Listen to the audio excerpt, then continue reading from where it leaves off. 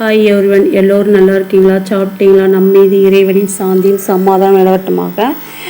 குரானில் லுக்மான் ஒரு அத்தியாயம் இருக்குது. அந்த அத்தியாயத்தில் அந்த லுக்மான்கிற நாணியை குறிப்பிடனால அது அந்த பேர் வச்சுருக்காங்க. அந்த லுக்மான்கிற நாணி தன்னுடைய மகனுக்கு அறிவுரை சொல்கிறாரு. அது 31வது அத்தியாயத்தில் 12வது வசனத்துலேருந்து 19வது வசனம் வரையும் தன்னுடைய மகனுக்கு சொல்கிறாரு. அதே மாதிரி நம்முடைய பிள்ளைகளுக்கு என்றைக்கா நம்ம அதை சொல்லியிருக்கோமா அப்படிங்கிறத பாருங்கள். அவர் என்ன சொல்லியிருக்காருங்க நம்ம பார்ப்போம். லுக்மானுக்கு நாணத்தை திட்டமாக நாம் கொடுத்தோம். அல்லாஹுக்கு நீர் நன்றி செலுத்துவீராக என்றும் கட்டளையிட்டோம். எவர் நன்றி செலுத்துகிறாரோ அவர் நன்றி செலுத்துவதெல்லாம் தமது நன்மைக்குத்தான். எவர் நிராகரித்தாரோ அது அவருக்கே கேடுதான். நிச்சயமாக அல்லாஹ் எவரிடத்தும் எந்த தேவையற்றவும் புகழுக்குரியவன். லுக்மான் அவர் தன்னுடைய மகனுக்கு சொல்கிறாரு. லுக்மான் தன் மகனுக்கு அவருக்கு நல்லுபதேசம் செய்கின்ற நிலையில், என் அருமை மகனே, அல்லாஹுக்கு நீ இணை வைக்காதே. நிச்சயமாக இணை வைத்தல் மிக பெரும் அநியாயமாகும் என்று கூறிய நேரத்தை நினைவு கூறுவீராக. மனிதனுக்கு அவனுடைய பெற்றோரை பேணுவது பற்றியும் நாம் உபதேசித்தோம். அவனுடைய தாய் பலவீனத்திற்கு மேல் பலவீனமாக வயிற்றில் அவனை சுமந்தாள்.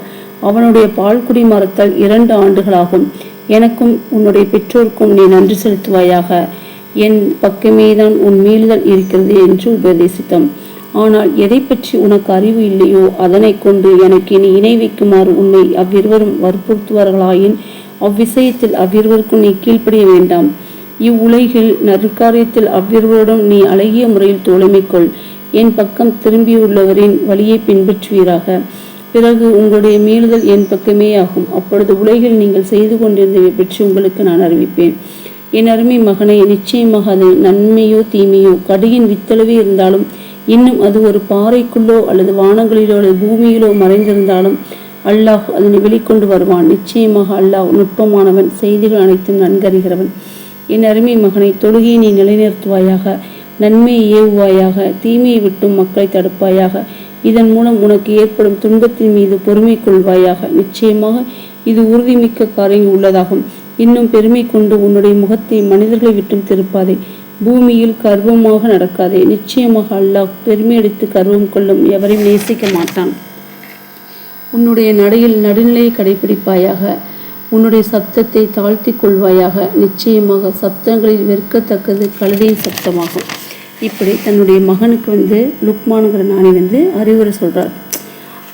அவர் என்ன சொல்கிறாருன்னா, தன்னுடைய மகனுக்கு அவர் உபதேசம் செய்கிறாரு. அப்போ நீ அல்லாஹுக்கு இணை வைக்காத. அது இணை வைத்தல் மிகப்பெரிய பாவமாகும். இன்னைக்கு நம்ம தர்காலாம் வழிபடுறாங்கள்ல, அதே மாதிரி விஷயங்களும் செய்யக்கூடாது. ஏன்னா எல்லா பாவத்தையும் மன்னிக்கிற இறைவன் இணை வைப்பை மன்னிக்க மாட்டான் அப்படின்னு தன்னுடைய மகனுக்கு சொல்கிறாரு. அதுக்கப்புறம் சொல்கிறாரு, பெற்றோரை பேணுவதை பற்றி அவர் சொல்கிறாரு. ஏன் பெற்றோரை பேணணும் அப்படிங்கிறதுக்கும் அவர் தன்னுடைய மகனுக்கு எடுத்து சொல்கிறாரு. தாய் பலவீனத்துக்கு மேல் பலவீனமாக சுமந்தாள். ரொம்ப கஷ்டப்பட்டு 10 மாதம் திரும்பி படக்கூடாது, அங்கே படக்கூடாது, இதை சாப்பிடாத ரொம்ப அந்த குழந்தைய பாரத்தை இறக்கி வைக்கக்கூட அவங்க படுற வேதனைங்கிறது அதிகமாக இருக்கும். அதை அவர் ஞாபகப்படுத்துகிறார். உன்னுடைய தாய் பலவீனத்துக்கு மேல் பலவீனமாக உன்னை சுமந்தால் உனக்கு பால்குடி 2 ஆண்டு 2 ஆண்டுகள் கண்டிப்பாக ஆணாக இருந்தும் பெண்ணாக இருந்தாலும் பால்குடி கொடுக்கணும் இஸ்லாம் சொல்லுது. பால் 2 ஆண்டு கொடுத்துருக்கா. பலவீனம் மேலே பலவீனமாக சுமந்திருக்கா. எனவே உன்னுடைய பெற்றோருக்கு நீ நன்றி செலுத்துவாயாக அப்படின்னு சொல்கிறார். அதை பற்றி அப்புறம் எதை பற்றி உனக்கு அறிவு இல்லையோ அதை அவங்க செய்ய சொன்னாங்க அப்படின்னா, எதை சொல்கிறாங்கன்னா சிறுக்கான விஷயம், இறைவனுக்கு இணைவிப்பான விஷயத்தை உனக்கு செய்ய சொன்னாங்க அப்படின்னா அந்த விஷயத்துக்கு நீ அவர்களுக்கு கீழ்ப்படிய வேணாம் அப்படின்னு சொல்கிறாரு. அந்த ஒரு விஷயத்தை தான் பெற்றோர் கீழ்ப்படியக்கூடாது. இணை வைத்தல் சொன்னாங்கன்னா செய்யக்கூடாது. அதே மாதிரி பெற்றோர் உனக்கு பழகுறதுக்கு ரொம்ப தோழமை கொள்றதுக்கு உன்னுடைய ஃப்ரெண்டு யார் அப்படின்னா உன்னுடைய பெற்றோர்கள் தான் அப்படின்னு சொல்கிறாரு. அப்புறம் அவர் மகனுக்கு சொல்கிறாரு, கடுகின் வித்தளவு நீ நன்மை செஞ்சாலும் தீமை செஞ்சாலும், அது பூமிக்குள்ளே இருந்தாலும் பாறைக்குள்ளே இருந்தாலும் வானத்தில் இருந்தாலும் அல்லாஹ் அதை வெளிக்கொண்டு உனக்கு அதற்குரிய கூலி கொடுப்போம் அப்படின்னு சொல்கிறான். அப்புறம் என்னுடைய மகனே, நீ தொழுகையை நிலைநிறுத்துவாயே. ஃபஸ்ட்டு தொழுகையை நிலைநிறுத்தணும் அப்படின்னு சொல்லி கொடுக்குறாரு. தொழுதுக்கோ. அது அந்த தொழுகையின் மூலியம் உனக்கு ஏதாவது நன்மையை ஏவுவாயாக. நீ தொழுகிறதுனால பார்க்குறவங்க நன்மை ஏற்பட்டு அவங்களும் அந்த செயல் செய்வாங்க அப்படிங்கிறத சொல்கிறாரு. தொழுகை மூலம் நன்மையை ஏவுவாயாக, தீமையை விட்டு மக்களை தடுப்பாயாக. நீ நன்மையை ஏவு, தீமையை தடுத்துரு அப்படின்னு சொல்ற. அதனால உனக்கு ஏதாவது துன்பம் வந்துச்சு அப்படின்னா பொறுமையை கடைபிடிச்சுக்கோ, அதுல உறுதிமிக்க கருவி உள்ளதாக, அது உறுதியா இருக்கணும் அப்படின்னு சொல்லி காமிக்கிறாரு. அதுக்கப்புறம் இதுதான் ரொம்ப முக்கியம் அப்படின்னா, மனிதர்களை பார்த்து பெருமை கொண்டு முகத்தை திருப்பக்கூடாது, பூமியில் கர்வமாக நடக்கக்கூடாது, பெருமை அடித்து கர்வம் கொள்ளையவரை நேசிக்க மாட்டான் அப்படிங்கிற. இன்னைக்கு மனிதர்கள் அங்க வந்தாலும் இங்க மூஞ்ச திருப்பிக்கிறாங்க பார்த்தீங்களா, அப்படிலாம் திருப்பக்கூடாது. ஒரு சிரிப்புங்கிறது ஒரு சதக்கா, ஒருத்தரை பார்த்து ஒருத்தர் சிரிக்க அது ஒரு நன்மை தான். அதனால உங்களை முகத்தை மனிதர்களை விட்டு திருப்பாதே, பூமியில் கர்வமாக நடக்காத. நீ கர்வமாக நடக்காலும் என்னதான் இருந்தாலும் பூமியை பிளந்து உள்ள போக முடியாது. அதனால அந்த கர்வம் உனக்கு இருக்கக்கூடாது, பெருமை இருக்கக்கூடாது, மனிதரை பார்த்து முகத்தை திருப்பக்கூடாது, பெருமை அடிக்கக்கூடாது அப்படிங்கிறத சொல்றாரு. அதுக்கப்புறம் உன்னுடைய நடையில் நடுநிலையை கடைபிடிப்பாயாக, உன்னுடைய சப்தத்தை தாழ்த்தி கொள்வாயாக. நிச்சயமாக சப்தங்களை வெறுக்கத்தக்கது என்னன்னா கழுதையுடைய சப்தமாகும்.